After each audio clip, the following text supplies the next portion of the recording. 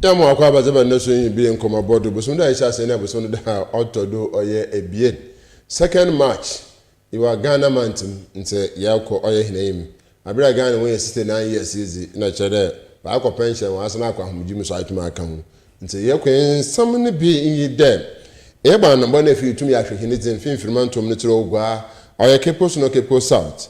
Oye adutwanefo henekafa wotum na wa bokwe mo babotonazen oye sese me din kan babu twan hina nda so asa wotum otu da man mare biom sese kese oye crane aba mamma prageza wa asa nkan ko sese abra abotese ni hina ko wo ho da mo ko finya aba from roko no esa pragea woza na aba chere the reason why itum na eji se da mabian no late Prof Mills ne dana odisi school dan to de sua oye insane djuma oye finfirmantom oye Kepkosu North na dwumezin o nkanfoa bisibili damadan otumso a won kasa ho na aba asamti na demezame he otum alkodum na maso he mampanyin chon dramani mahama aba madina ne tado simpedo o de sapi nyele tum na tugwa waya Ghana he kan ko he na mutu ndamatum tiran te boku ekiti aye no na etum ebobo za ebutum ya afa home Ghana ye 69 years di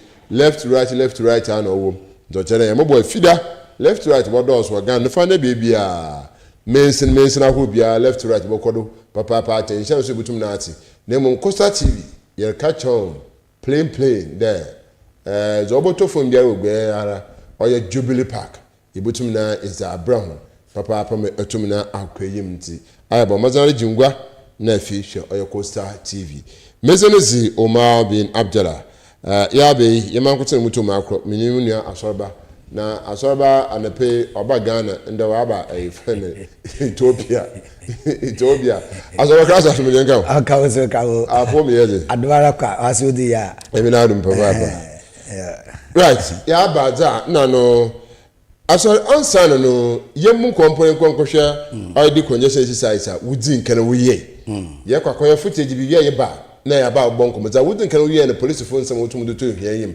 na ya ba bohwe oye za ndaso wotum na waye na fiye tum na ye da to ne hu na asodeno funa na waye ho adwe ne ho aso ba yedin da ma mi baka na so bofu to nche o jabride bofu to nche o jabride woche o ka kwa ho ya we na imi nkohwe za otum no si the first decongestion exercise wo ye no ya abra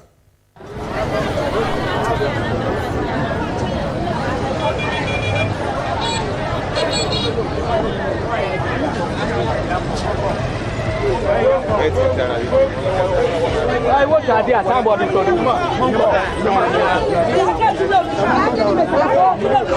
Yeah, one man, single one. Yeah, you show. Yeah, single parent. Yeah, many. Yeah, mesafo. What can I question? Now, moment, we will never accept.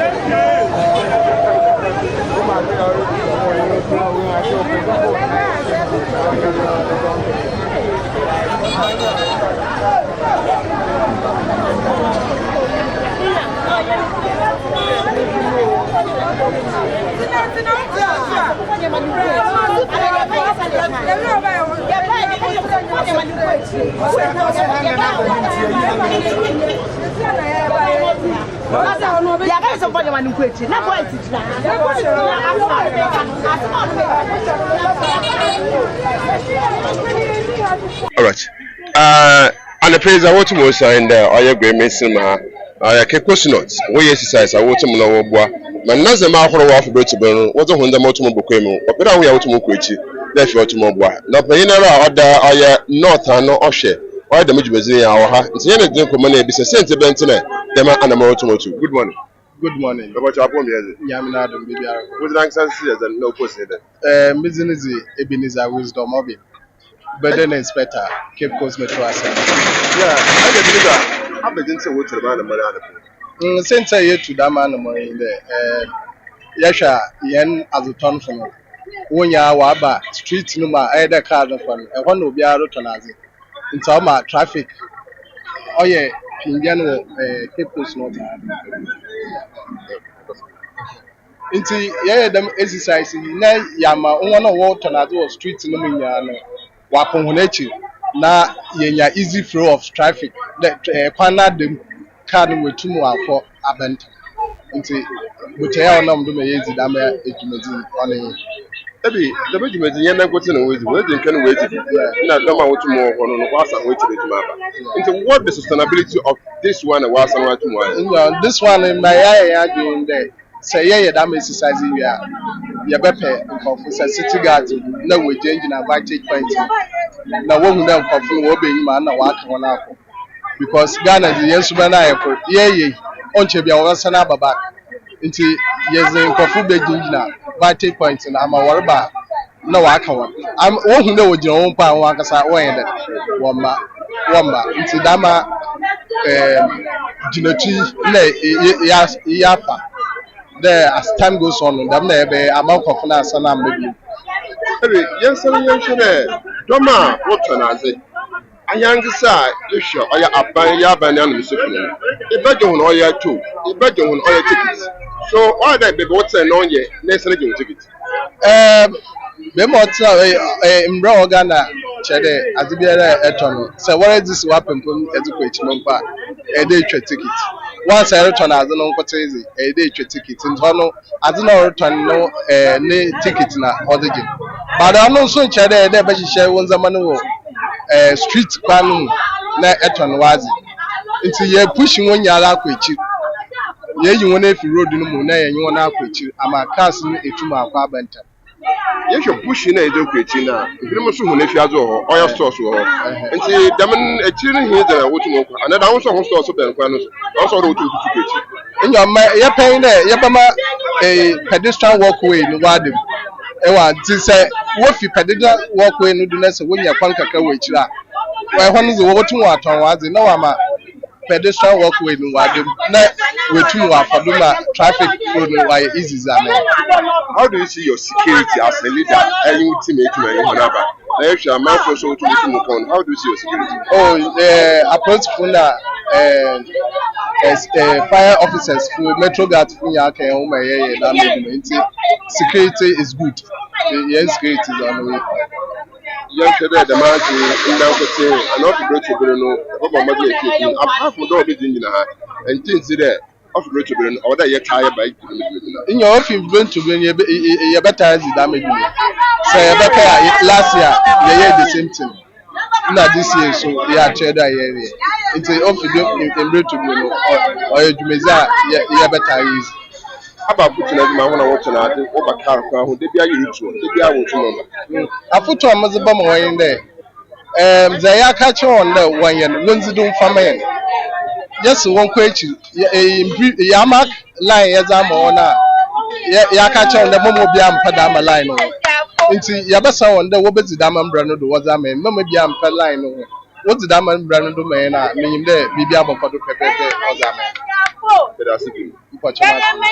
right kame sami na oya CCMA wotum na wo che za wotum wo che na otuta sra ho na wotum wo na adano no obo mazi na fi wotum no akọ na chi ya hwan na ye kwetire ne binum so ho fi azo ho binum so ho store ho abakwa na wotum afro wotum no akọ na chi za wotum wo che na ye zika se na bisa no ahụ na wotum wo na azana wo so wa abakwa mu na oya CCMA wo je ho tax wo je ho to nti why ase za oswa pempo na po wo je ho tax ho nti nda bra oya kepos not oya no ko beta kase awa bra the message as wotum wo ye before Ghana Police Service with the mother to papa wotum to the man and more the menza me ho na mom za yitum ye kan na about to ask something na obo mo tene fotum to an mo oboboa mo oda so me etum na daba ina obobo me yetum yakwe osane pirimpuncha awoda ye mo odo akoye nkebo nso to mo ba na fi etum koyim it ended eba oya kepos not oya bra nazama ahụ na wotum to na azi ahụ na wotum da trenchi ekwan ma adaho na what we are saying is the sustainability is what we are waiting for da wotum na obacher another wotum tren to me binom so wotum na we seize ho ndaba wotum odro ko me ma me tuwe no ho mfa no oyare anu na eye adwuma de hwe school mi se mi ko nursing training mo level 200 onu na eye adwuma de hwe na se maba na mo se ontwe ne ma me kwete ni ba no mfa oni obi na eye adwuma itu ba ye na utimi nka se o kan na o peja ade ne eye de mfa ko wo si ye nsesa ne ma no emfri ewe ne so mfa gu bottom na bottom na ye nsesa ne ma gu ye twe kakra bi gu ma wata bottom ne de ko Sani ya ade. Woka che nipa na wo ma no a minute kra no minute na ode sisa na wata mo de ko. Sani ya ade. Ye nya ade sa. Ko bom na me njero won kwe chi ansa na wo ba na ko so. So ko da mo fa to a. E kwe kakra we da yi. E kwe kakra we da yi. Iti ahanum ni ba ntimi fa. Ye nya ade sa. Ye chiti nipa sa. This is very bad. Very bad is aba so na baka chira ahono wo dudumazin aba mo so mo pere wo. Omunya abotre no omunya ide omoye no. Omunya abotre mo se emra ma obi a wotimi ense mercy say now expect see e bedi emra no so. Twen kakra wo ba no kan within minutes now you expect say yes sa niema. Wo ma bebrebe be yes sa ni within some seconds. Yenya sa wo kan na no yes sa no ni ekọ. Yenya dia sa. It's Jambe nye juma yo.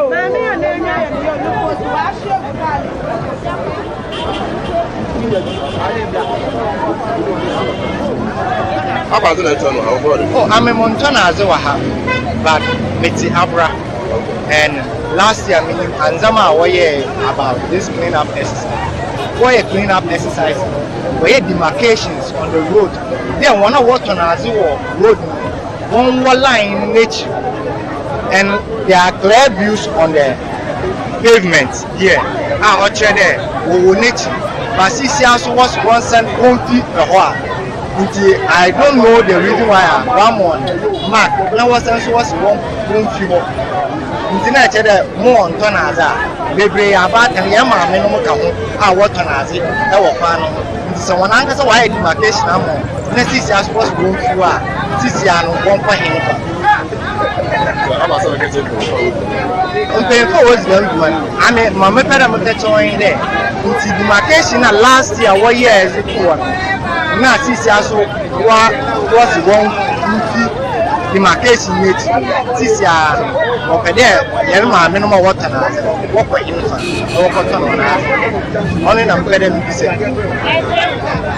I know there are pavements like there are pedestrians lanes which one person way demarcation behind the gutter. There are one thing behind the gutter. This is just what's going through and pedestrians also a fan of the walk. It is as one to that in nature as I am on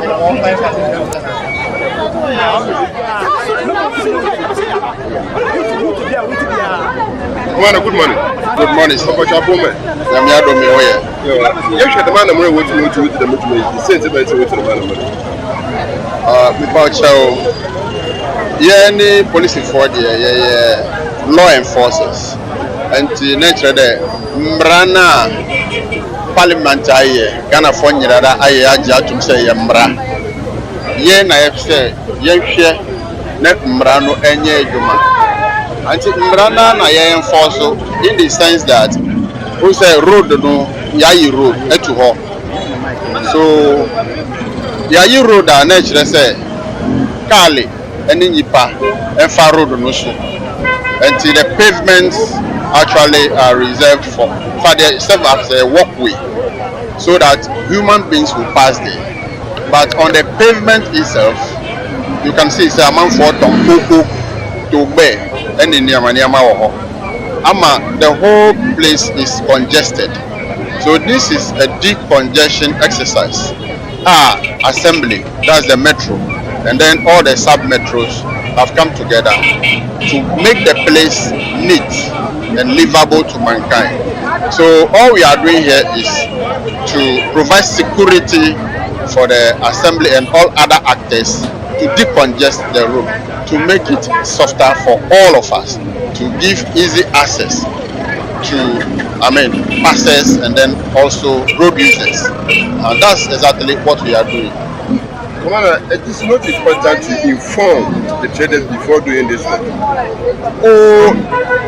According to the assembly workers, they have been making announcements every now and then that they warn everybody that today we will come on this particular exercise. So it is not as if the people have not been informed.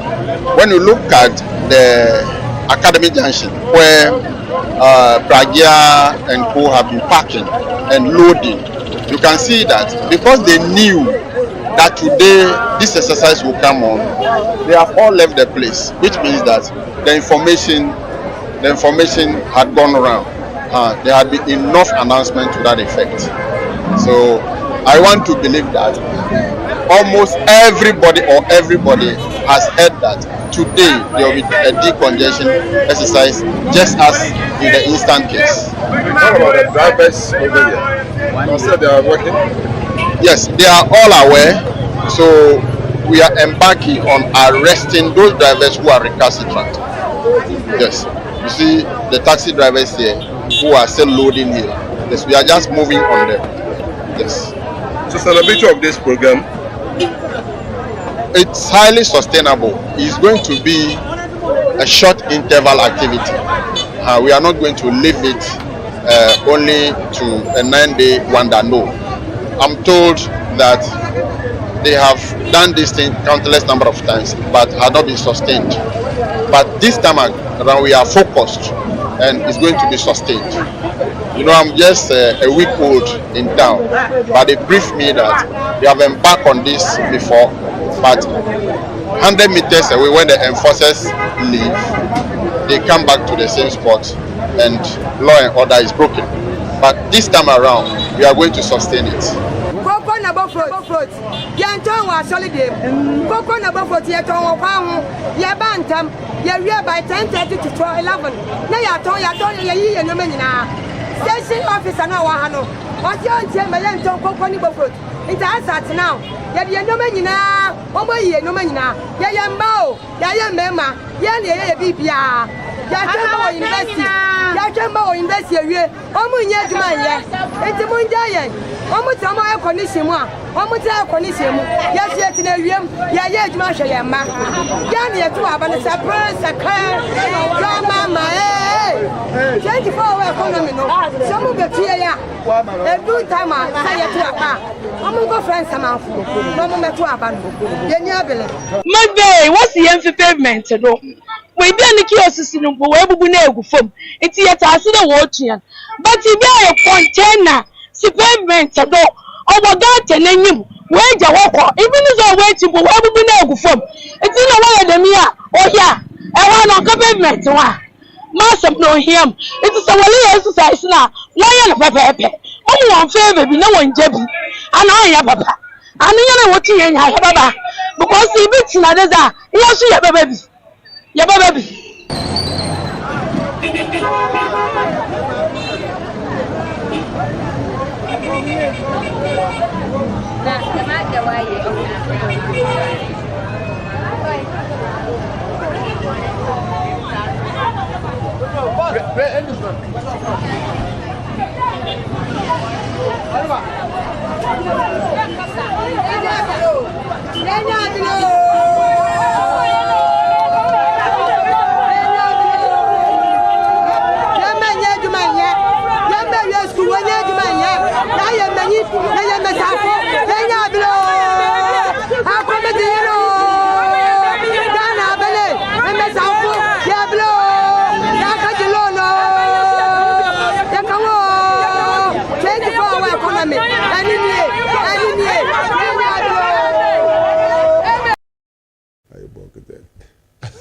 Get to go, before don't toss. Before to enter them. Then, I saw before watch on walk on. I Dumesian him paying free. Say if Dama America sustainability or you Juma, it will help. A book I could share in there. Me Filippo Quaban. Okay. No, ya show. Now, you should that with me.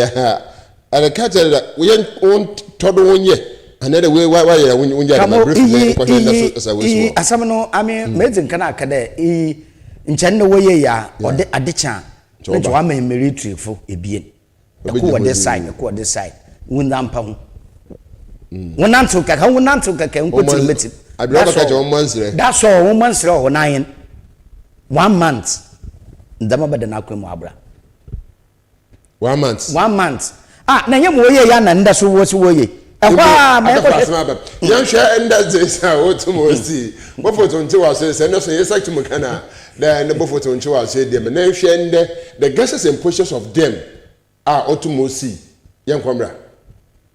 The last time you embark on decongestion exercise, me kaide ube bisami say we the enye 9-day wonder. Me catch us said there be as far as I remain the commander of this place. You better making sure say there is sanity and then there is orderliness on the road. As in omo parky vehicles. Any the friend of Pragia that is motor tricycle or kwando. Omunyinara be call according to regulations. On one I pursue, and that's in your own face you can see that you start or you continue the decongestion exercise from Academy Junction to police station proper. No, within a twinkle of an eye, every beginning to the end, so I clear. One guy how do camera to someone say I clear from here to the end. Let's just say yes, we are sustaining and it is good for the country and it's good for Ogwemai. Before we embark on this, we arrange with the towing people, that is the road safety people, to give us 4 towing vehicles because it's going to be a wide range of exercise. But unfortunately, they were able to provide only one of these. On Cape Coast South side, so they cannot help us immediately work on those rickety ones left on the road. But with time, I believe that by the close of day, we'll be able to tow all of them to the police station and carry on with our business. I want to say that they should be law-abiding. They shouldn't see police before they begin to be law-abiding. Yes, it's an act of indiscipline.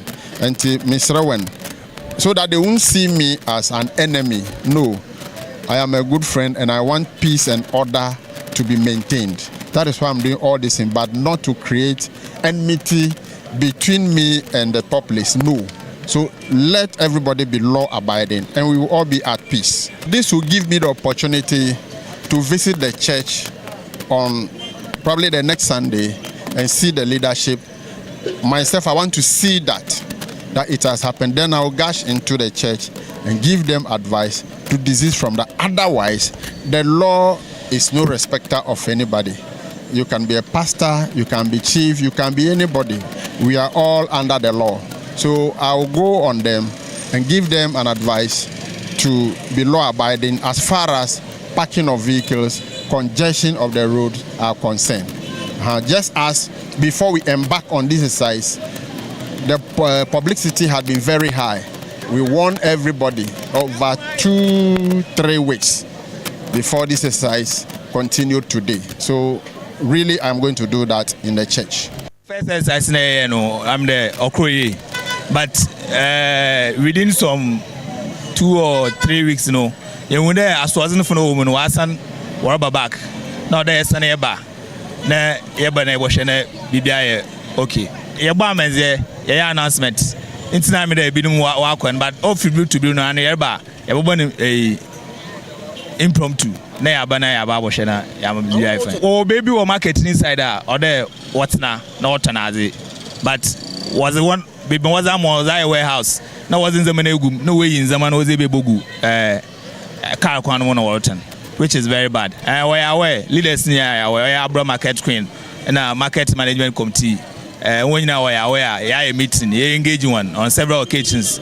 There one should not go inside, but I'm there as was an see. One zaman always baby or she took room when I say, well, I'm say or marketing ye. Ebo was the turn who the we are. We may be about what I ain't inside there about now crown na atanazi. A crown it's someone send them na car be ni break or failure.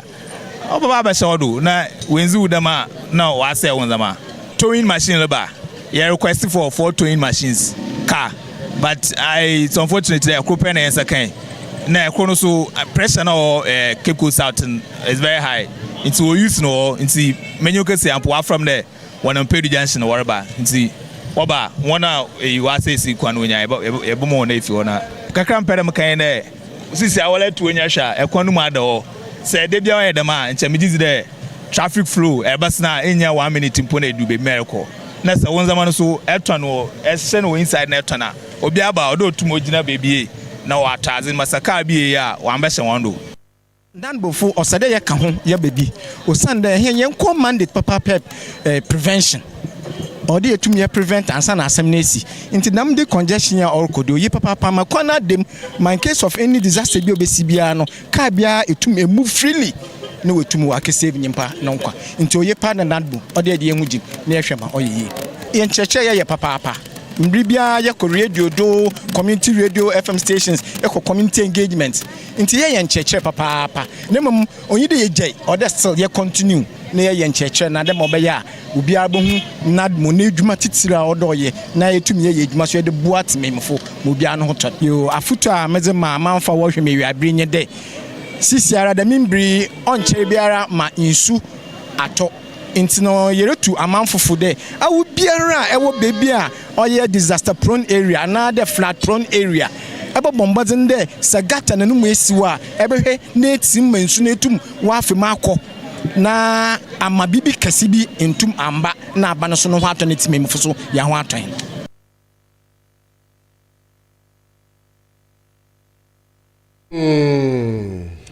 Asor ye dem bembe se de bien tutu a why the difference kamo anu na maka de edwuma bia no wotua da oboboa sentam na kada min de iyi first one yehu second one yehu bakamo obiale njira ho a obokọ na wasana bibio iye yeje mu go 3 months dem yeje me go 2 months ya be ya kamo ndama be different ya basira kije ya nem wa intini dan de wa makwana ma ya ye demi a waye na ya fonkofo mu wegina ho 24/7 asam ne ye ntse me bia amba bio inye du se twoko ebe na asan wechi nti mu na wala na rebego ma anta na so mu ko akoto nkofo no nza mo nkokra mpom ka se na mana wa botu egu tetetia kawo nti mu ayi no ye wonsa ne siru but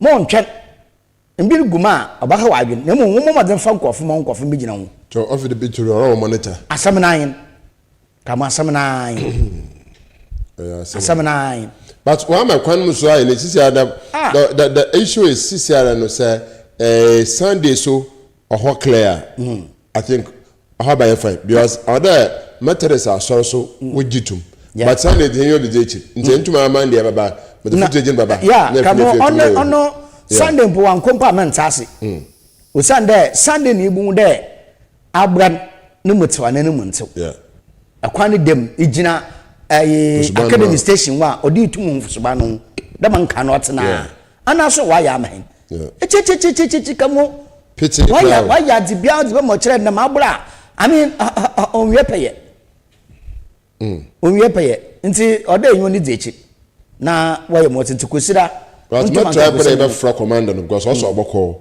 nti me pere me ne ba crash pepe na efi etumi hu ekwa asema okwa kaka okisi we try to engage nti e ba select efu de ahwefo de ba bra hu aso him am pay na akasa wo the son state of national address no ni mom answer no me yen kwhwe no boss prof Mers ni jumeze odin wo what they call it Nkamfo community na yenhwe the state we to more because I don't think I can fair story na mo bon pay ada nche no junior rank is the president obaka ka do mara mo kwa ka da mazi another way to know kwa ka but all the same you had there what's the MP rabe mbe na nka be no ba kire ya kwa Nkamfo yebra you can come from with coastal community connect no ana ekweku pay da me go di da yetumi de mabra amanfo mo wotu no wetinti yen kwa Nkamfo yemra ebusuafo mamomo akwa aba mo atena asem no coastal television do na ebri yegina Nkamfo a Professor Evans Fifi Atamas the late president of Republic of Ghana no kwani ebusuamu wi aho se edani ya osiwe a yan kenda kuhwa by 10 classrooms na no office se ka ho ni na we sha ha mo wa yejan na mpanyin ame ya atase de Professor Ivan Swift atamese wonye ne bibi kon na wan kese no kotokum sika na oyi de onfensi dam school blogging na onfa mbo ma adisha wowo nkamfo na nkwadu na wunya technical vocational training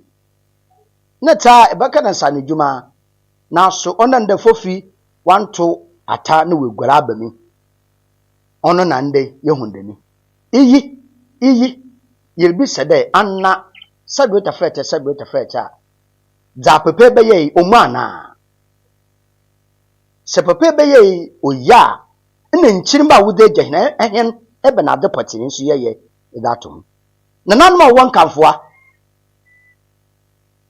mpemfo wo kabe oye won kanfo woda asase woda mede won de medwin wodo no kwenu wasase etu amon ebe na de poti na ho so wo ya afada made ho mbrese bogoye wo Cape Coast North ono bo kwam na mintanya ako dodo na for raga wonya wo ka raga pe na wo so wundi dem obi aka ho ono bo ebe ado pati na wa sori ye eda hye popo na emiem woda wa de na eje ho asem bi sayin osande iyi togoyi remba mbaye boke na yi remba mbaye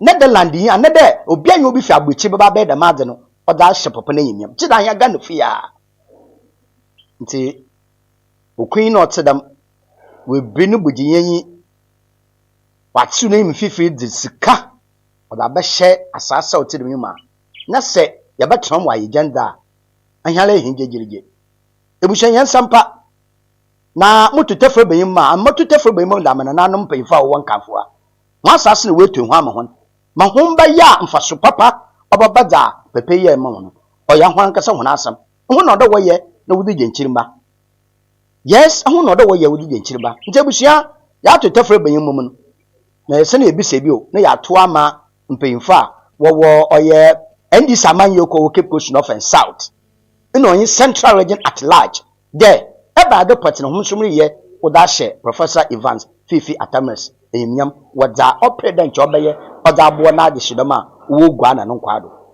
hum ye bibi hum keka wonu ye bibi na yi osi no se ya nchirima obaban obi se wasama wontumi ya no abafam kitikeku ASORBA KOFI ESSUMAN Coastal Television osi wole wonyima wala wonza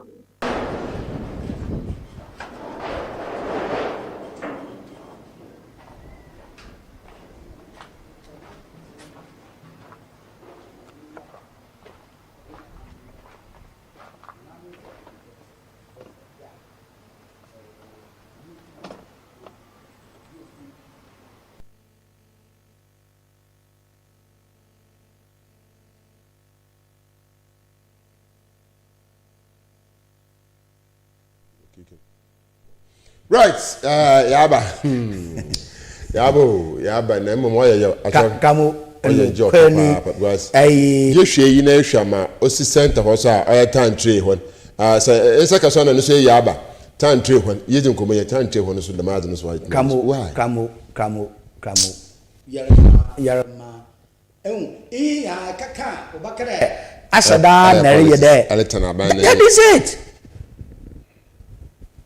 that is it and the said what the fetch I don't sika na what the sika from foundation abrosan kwashe concrete masa dem pempensu painting and doors nine ada wona wi ada wa kan electricity babam wa ye dwuma na wi kra na wa da wo ma yimpa sebewa ne wi aho wasamazi kamo aya na mpanyin ehu se ibi fim na obi ginechi na olusan na binman tase hwepepe nkofo wa mo opportunity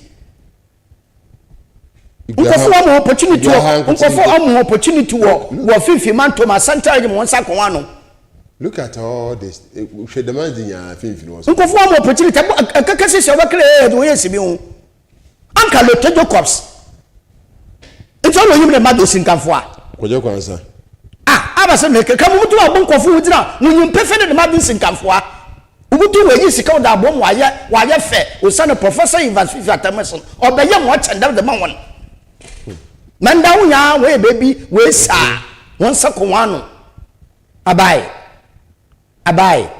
won kaka ye bibi don fa se premium impa ye fe ncha won ye butu aka bom afrowunia impa be ye be ne baasa anka me be ya papa ne miam be denti yenko ne nko boma da made impa je mfensi wo ibi je yimo cross the gist campo or ya kimpa butu wa ne simple kamo ye be se kwame mintanya akon raga MP dan the prime minister wa he no boy ansa ne ye boko general elections sisa ne 6 years na ewomi ye be se on kan boko ne nchen that ne prime minister posika hen no se no prime minister ya be sa boto abebio ya boko prime minister sisa wo pe why registration abi yeah party wasa tia wutia wodi mebinom membership wasa so wutia wodi mebinom na project ni so war sai wasa sika no kwa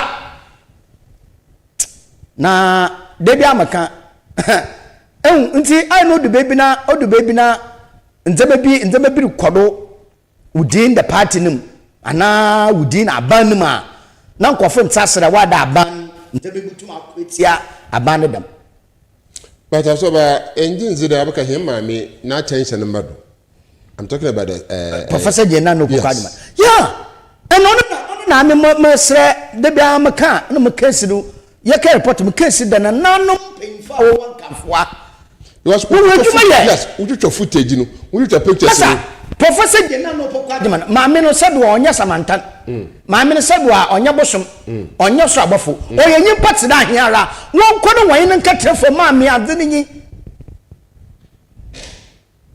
Sesiala yetia maba sisia yetia se Professor Jenna no Kwadima obutu onye vice president edi mu wenyanyim nyam wo mampan John Dramani Mahama ni nanyima eno fi Professor Ivan Satamas John Mahama na John Mahama so hwe no ye bi man wonye maame no nkatire fom maame adza o hoyi papai na obese de made ase won kamfoa and yanka no komo the school no bi so yanka mfo yin bokoti no bokoti school o obey both Cape Coast and KE because sisia nkamfo no ye dukrom wa bom nkamfo na dukrom wa bom nkamfo na abra wa bom third rate ndene mo pe hu third rate po yo the branch na nkamfo na no nti eba do party no worry wo da hye papa na nyimnyam na sabu tafeche ka na kekisi debo shepo mo wu penti ya wo dija flowers wo chocho ni dimbo wo dija nyempo na weje mu apese na chi ma no bo price kabo mo wo penti kama wo chocho ni dabo mpo weje mo so or potao that's the atabisi labi anu pu weje mo potao na chi ma no bo price hey, come on, the man over price. No, we are. Sabota fetch, and here's some. The paper ye, about the Patna, and this Samanoko was Central Region. Why you would ask of a premium? Until you won't come. And I won't put a walk baby, no other open it water to know. Yes, I want to walk baby. Deba papa na ya me ya the mad dem din na to no ncho no ponu pe the best na chi bu ma na nkasa wa shase de medimi sika mokotokum sika metre ncho no pu tutu mi nka wa kaya me wo bo din osimosi ya binti wa ya dai mbese bogo wa ya dai wa ma pope ne bra nya kwa na ya kasa me abodin yin tolo wa she boso dai how many years chabe no be how many years pipeline how many years this can come for him there pina him no bo what to abu pina him na mpi wesin come for okay no so kada na no kada oba bodo ondo ho na oba be wa do ho ma no hu asinefu wasena kodo hu asinefu wasa kodo 3 consecutive times mpi no nsi wo aya nye pina dan ono nam okra yi fa picture bi nam social media there wa kwa yi de hio sa kokrom woni community center yeah community center na training be na de mo community center training be na de mo jemframo ho bia jemframo ho nti community center on vocational school hindi no ye abena na ohwe no sika obuto ne wo sika hen oni wa kodo hum wefu wasa kodo mu wefu kamo debi and in America no akaka wala awenye itiri no wakafa party ni flag na no kono so wona da yaka no yaka madena wiepeye kamo wuje wadene se adre wejo no ho maintenance intumi yempa mo ye fen da ehwehwe bi na mpakon ene ye kolabo aso ehwe chance alen ko ezugudo ni hina asayo chance ni hina asayo na kamo nche madre ye de mama ka secret nchirawo according to nananu payfo wo nkanfo chede chance na podugu na poda no ade won se na anti papa no kana na de medjuma na poda wo wa contact ewie nti cha suro gu na po contact no be yeduma no supo o wasem ya no fake nama na ota de be yadan so ye fake nama sabe what the fete de na weku papa oba no de be dam abaka mo ambo plug mbo baka wa ambo plug de na weku oba dam kamo na nkanfo funala na nanu ma hemfu no mpeyfo won kanfo so anwa so kwa oh yes kamo miss mu community yen o madamadi mi jadu community hen na mu community dan kokrom nta bi yin mu community that's why I'm asking you kamo yen somebody do them pempe bi o wala bas wasa say to ade asa say to ho mayen no kwese mo mayen en se te fa che papa no so ke ye yimpo no fi no krom nye sabochi no be da ma we have a big you were space kaso so awa yim message yenye unit committee member yakura ye no osasase no pemase wo edan ya nanyim it's edan na chi no de asase na woje no kakra ba o de entrance wo for okay but go so good asase bi de na chira ugutu wonye ebuhye na asase won de won na kan wasena gibe aka won na chiri ba mi da no sena mu obutum wesi office administration masa anya obutum wesi more than asase na wagin put times 2 because asase na de ho na when developing cray zekamo enu kro my that ole na nanu payfo a teacher no na na photo do akono oyen kan for hin odo merudo oyen payfo telefon no for committee members kamo ko fa unsem wo bi won kanfo a no won tebe bushafo yeri da she papa na yimnyam iye se pre ni ma no dunia ba ha su ibidibi nti me yen de yegwe mato yanka fa ebia valuation fo womra ede bebe wedui ye ya ahen ekawa he na ebobo wa ya aboto ye ni ebobo da mekawe oye se ye ebobo da mekawe ya da mekawe tirewi yimpa be ya ahen na wo ya kore ya ifi da no ho obaba fos yimpa be ye numepe okay yimpa enum no bia buche dam na ya asase eno otira na be shareholders kamo inyi kwese be simple iyi kwesi gbe yin be na simple kra mo chere obi yen kwafo mo abaya collabo yes collaboration from because kamo mese nanche within a short possible time nkan fo na la emika baba ho nyam nka ba within a short possible time emika baba nkan fo no nyam nka ba business so because school fa ba ho kamo Messi, ehwe da metira asase no to wo no ena asase na kasena so no wo nanyimi wo didi school nanyimi no de hoi na chiri bi de ho a ebusua no so po according to unit committee member na chere ebusua na akra de ubi wo de obagire ma asase no bi so ana ebusua na akra de asase mbaka ho kamo iyi owo ya da bedan yo yamfa carpenter fa anada mofo be bi train ho no sa adapam na yi train ho na kamo yi train ho na 6 months ahan to materials na mfa mo pam boxes kamo boxes keke won pam t-shirt kamo mesi mama ya ho dai ye ndema bi what pam na yi twa won kaw na han de kogwado okoton han de kogwado ya general full material na ne ba kamo last year fetu afeshe mi chief oloko afeshe ni t-shirt ayeshe opon wota krade yako central spray amuna ay company wopam t-shirt woba central expo na ehunwe yin dun koma na wogi to wopam t-shirt ne mai me wona t-shirt yakotama na yakoto hwe from Cape Coast to Tama Cape Coast to Accra hin for no one nya tam no one na aso ni ya mechi ni super ebu wo fam sin yabokotama and quality ni super quality sin yakotama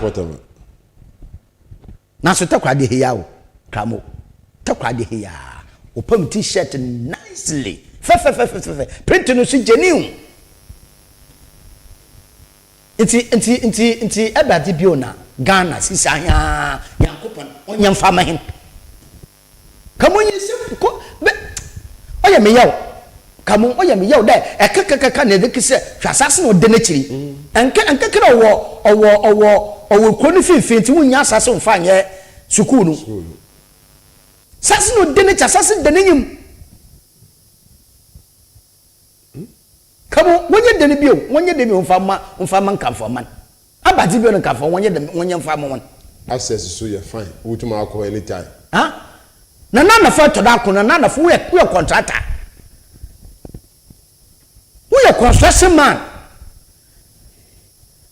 you know na hin wogishem wakafa machines ahin udubugum kamo kitchen stool ejadugwe ya mo wonye dwuma bia ejadugwe ya won kranta bo mbra mfanye ejadegwa school desk ya and the MPs no yin kwafo wuchimo wo ye ya school desk wonye bi na MPs na nkesepo won cha won fama won constituency kamo yatete wonda ma na so edane egbu ma no so sebiwa nchirimo ba wa ba ya nchirimo ba ya na no oya salama to Abdullah or can oya abodi congestion exercise no so this is our problem in Cape Coast. We will never progress in our community. They gave them notice before, and again the leadership have provided them place.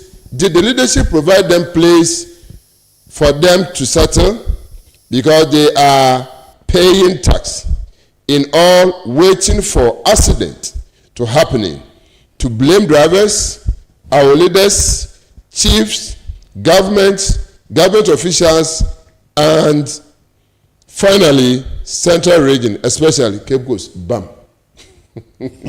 Why you there? Sabi why you ne labio to see them as over came we paint to whom bibia actually who boy no oye fekekempo na de bia mi sam na hina president an no boy azenano no so that na she uses in what they say uses in which capacity abakon for the say uses in sa what they say that we then umo nsuara ana den de mebi wo ha wan yin wi nti uses so nkasa ho na na yes simple ifo hen president obaye bi ma man Ghana nti pepe so yetumi yeduru ya akasa papa na etumi na o ma sese tumi ba sane bibiara ye hunde sunto nti etoto asre da so bobo yin ami ma bo ye vice president lize won kwa do nti yere se da yinyim na ma mi ibutuma ye yinyim na ibutuma ye papa nti ma mi ya yesra wala ay vice president isra bi abati Coastal TV nke bia yere sra hin ma mi ay vice president omo mazina ntwana mwa na fi ɔyɛ dɛm ebie yi a hene president a nti school boy wudzinzin roto do wabɛyɛ nkedu na wateta amanfo amebi fi amenadze ba ɔrɔ ate dɛm school enizi nti ɔrɔ akɔhɛ dɛm school nda kɔnkafo a yɛwɔ professor Mills clinic onye yi so yɛwɔ professor Mills community center amino yɛ fɛ legacy papa yɛ no very bad no very bad see some painful Oma mazan wonto anamar na nneze maru amandi ankasa wa kwana ya fada YouTube na easy oil management ye kwan ko hwe hene mampanyin na egia simpido akasa wa ya mesebe go fie state of national address tie nkete ni sam ni bi otumo kan we ya ba hinejim. Today, Mr. Speaker, I can say to you with confidence, Ghana is back. Ghana is working again. And Ghana is open for business. The fundamentals are improving, and the path to sustained acceleration is very clear to everyone. From the outset, we resolved to choose discipline over waste, reform over excuses, and stability over speculation. As a responsible government, our first order of business was to halt the economic hemorrhaging and restore order to our public finances. We tightened expenditure and commitment controls. We improved payables reporting and conducted some of the most remarkable economic outcomes in decades. Mr. Speaker, as we approach the celebration of our 69th independence anniversary, we do so not only with pride in our past, but also with renewed hope for our future. We are building prosperity through sound policy, responsible governance, and inclusive growth. We are restoring difference in our people's lives. The Resetting Ghana agenda is working. The Accra Reset is gaining momentum. And together they are laying the foundation for a stronger, more resilient, and more prosperous Ghana. Mr. Speaker, our nation is on the runway. It's in takeoff mode. And you are all advised to fasten your seat belts.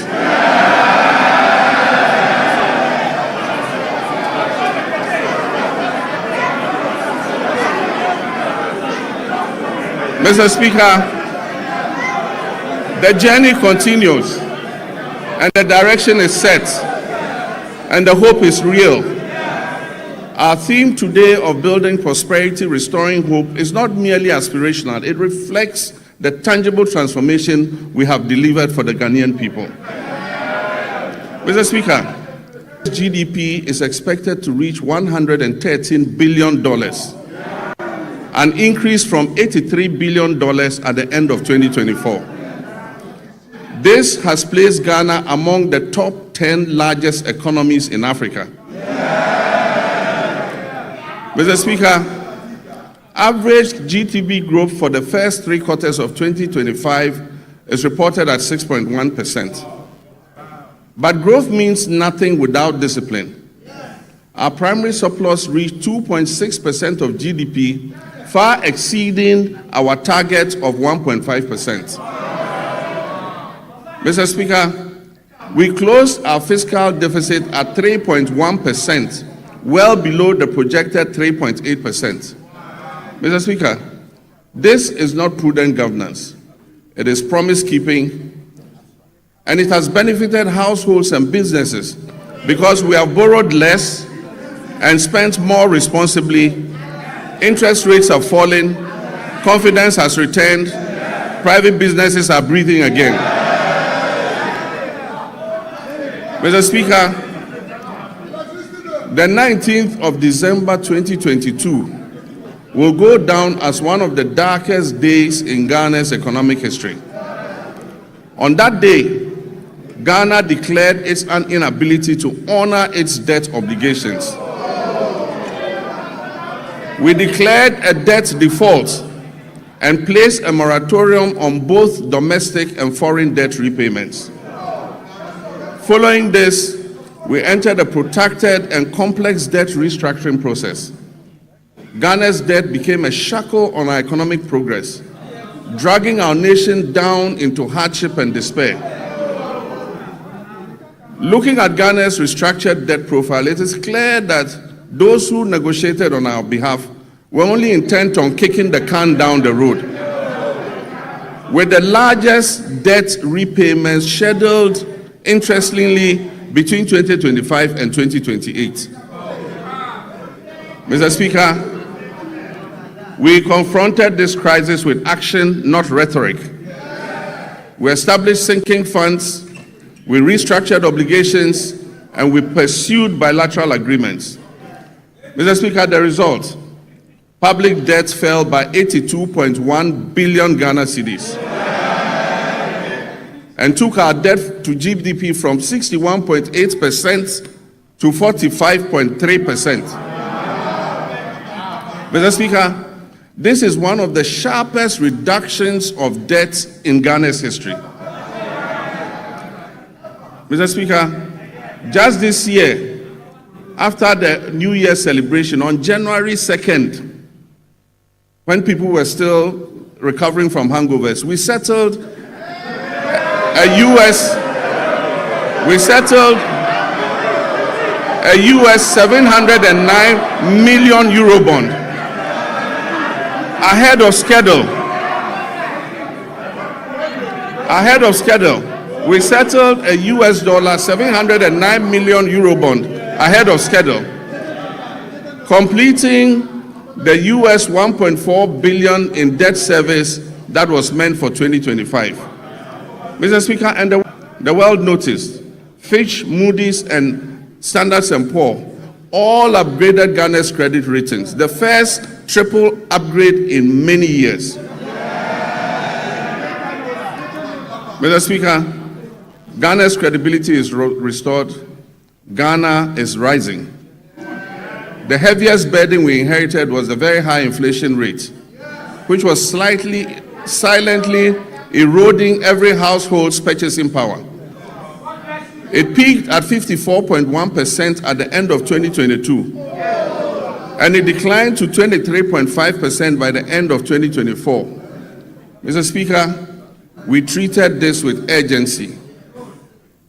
Through fiscal consolidation, currency stabilization, and disciplined monetary policy, inflation fell from 23.5% at the end of 2024 to 3.8%.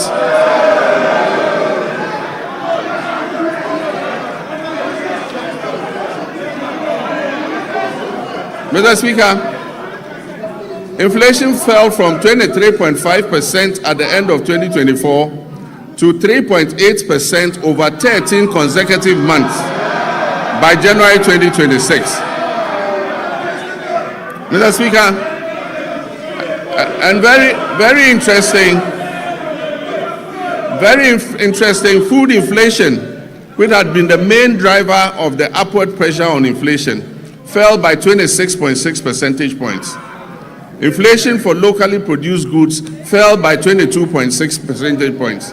Mr. Speaker, these are not just statistics. These translate into the reality of a parent being able to put food on the table for their children.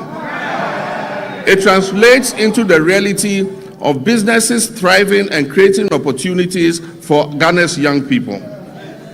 Mr. Speaker, petrol prices dropped from 15.2 Ghana cedis to 10.7 cedis per liter.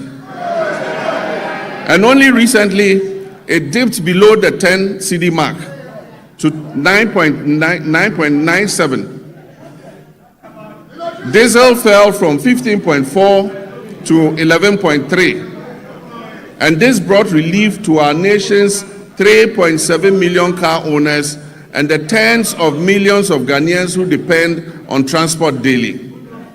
Mr. Speaker, to the interesting part, exchange rate volatility has long been at the heart of hardship in Ghanaian households. We made currency stability a priority, and Mr. Speaker, we have delivered. Mr. Speaker, we did not arrest the dollar.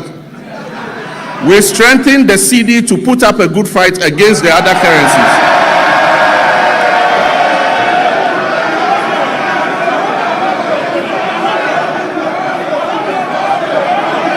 Mr.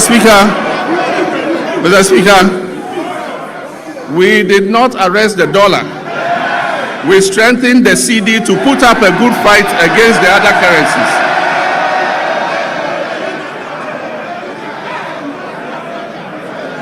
And I'm pleased to report to this House that the CD appreciated by 40.7% against the US dollar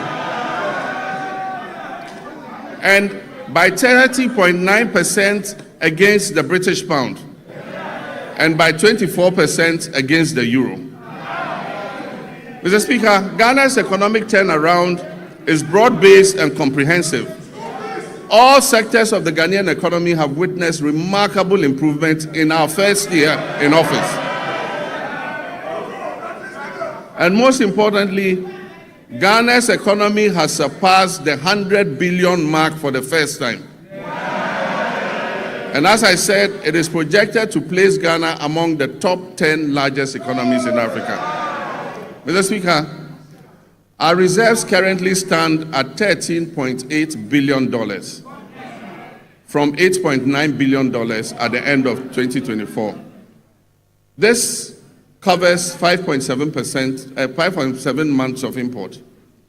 A key driver of this development has been the establishment of the Ghana Gold Board.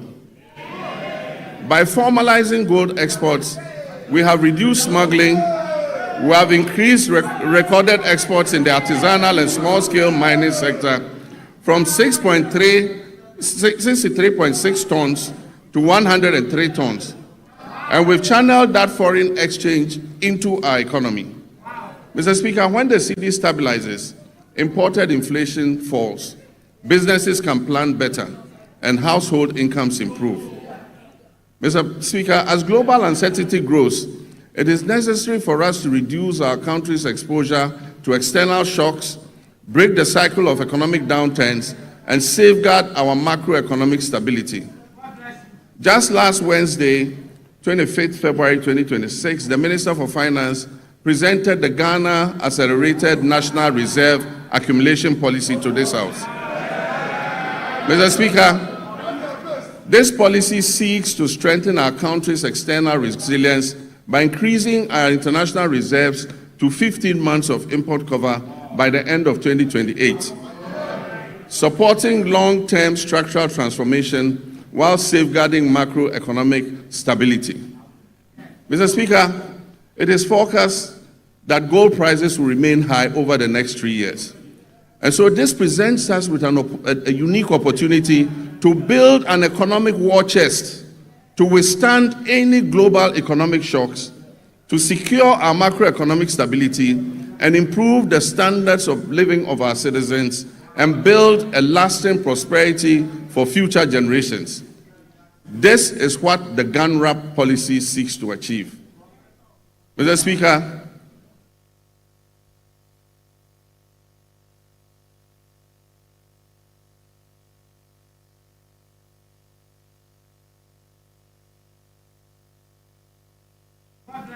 just last Wednesday, 25th February 2026, the Minister for Finance presented the Ghana Accelerated National Reserve Accumulation Policy to this House. Mr. Speaker, this policy seeks to strengthen our country's external resilience by increasing our international reserves to 15 months of import cover by the end of 2028, supporting long-term structural transformation while safeguarding macroeconomic stability. Mr. Speaker, it is forecast that gold prices will remain high over the next 3 years. And so this presents us with a unique opportunity to build an economic war chest to withstand any global economic shocks, to secure our macroeconomic stability and improve the standards of living of our citizens and build a lasting prosperity for future generations. This is what the gun wrap policy seeks to achieve. Mr. Speaker,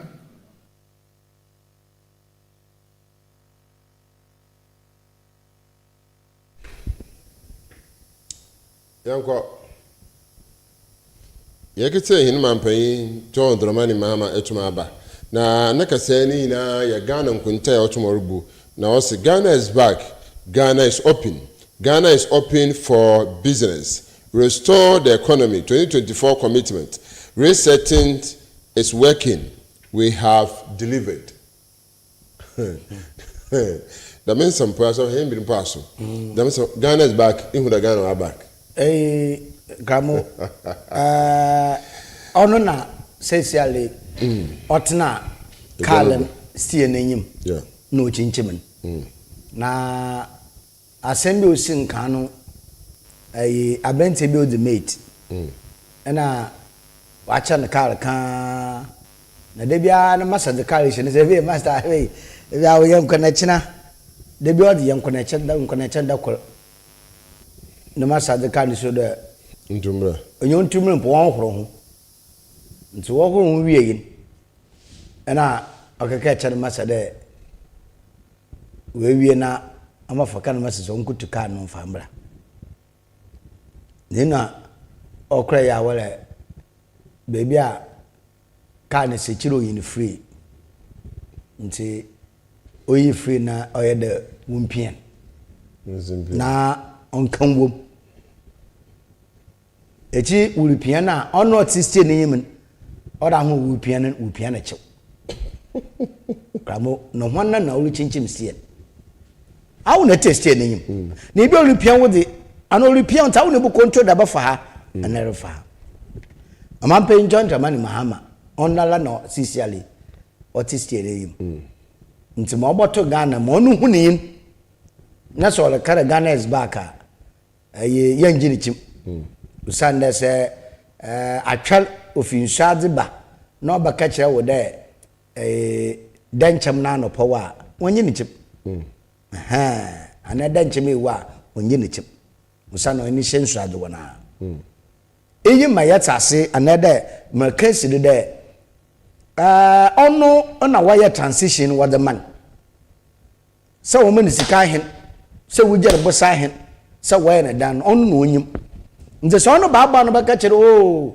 mpempeda ga ni kudu yi no na kire yo baby a ta ayi yabaka na ta wodi hedu se ya obi sie hin ahen nti se eyi da ba na sankwa asana aba honam nim na honam na aba kan bi wunu ho mani na abubu ma sesu nyina ma mbia wuni na aba ye nyipa ma okasa da na no back for good gramo Ghana is back and back for good ntana so hwede baby ono kada Ghana ya back be ye budi on hwe no afa yansa he echi no anka yensem pi ano ba na man sem bi se bi o wa ano sumponi yanan obaye tena man Sunday if Ghana is back no we are not going where we were atasi yemko bebe e woni be yekoyenyim nti se yekoyim da na no andema biara otota yede boko hinanyim monkofe una ampa we are back for good or now emiraso yemehinmudo na emom asayemo bo afida oye 6 match na emom 6 match kosa tv anamra yitumi yutan name enyim from a we school fu wo aya time tria ayiko school fu enum ayiko akaya quiz wo ho competition ho wutum wudin kuhim enum damasina oya kanfua nso school so ayiko akaya ho so wudin kuhim nso enum ehoro ko oya takrazi excursion kosa tv provide huniziban TNT nso anoinde everything set the same Friday now so Costa TV yoko oya ground 6 match oya Jubilee Park na ya cover what is going there mo ko do ho bia so yetumene daba na mese me bia ni bana pale na fi mehim kamo madase aye Ghana bosumi oya aman Ghana no bosum nti yiriza kesibe abosom boko ewi na enye jesema o mana na papa de no kwa yeboko oye takrade yakɔ excursion bio no so yɛgyina ɔyɛ Victoria Park na yɛahwɛ 6 match a ɔbɔkɔro nti ne nyinaa yɛ dza Coastal Television yɛ ahyehyɛ na kora mepere yɛn na ɛma yɛn ahwɛfo wɔhyɛ ne nsa wɔyɛ dɛ afe ne ndie no yɛ ma wɔnyiwa ɔnda wɔn dɛm bi ho dɛm na asɛm ne ten yɛn ma nyiwa no na adɔ ɔpɛhwɛ no wɔahwɛ ma ana homaka no ho nti 6 match na ase ground so wɔ no interviews bɔkɔro nnuanom bi a dɛm mbrɛ no mpo wɔwɔ hɔn ndɛ wɔgyina bi wɔte dɛ yɛn nkɔfo bi wɔwɔ 6 match paa nti yɛn bi no bɔ ɔtwe nkɔmɔ yɛwɔ mpanyinfo bi a wɔwɔ manya abɔkɔsam wɔyɛ ground so wɔ 6 match no ahona wotumi fi igwai wɔkɔ nkran nsɛm pii nti yɛme yɛ adom ifi dade mesrɛ wa community connect no ɔreba do wɔyɛ 6 match na ase nti beebi ɛwɔ biara no bɔ mmɔden sɛ waso wɔ abɔkɔsɛm yɛ pɛ da mmerɛ yɛn bɛkyɛ a bɔ mmɔden hyɛ yɛn hɔ awodo grand so bi sɛ biara ɛhwɛ Coastal Television beebi a yɛbɔ biara wɔde wo baba na wasɛm biara ɛwɔ wabɔkɔsɛm biara ɛwɔ no waso etum na abadi na edima nkɔfo wahwɛ na wehu na mpa ɔman Ghana awoda a yɛdi no ɔnyɛ awoda a ɔda fam na 6 match na so ɔyɛ da so nkodema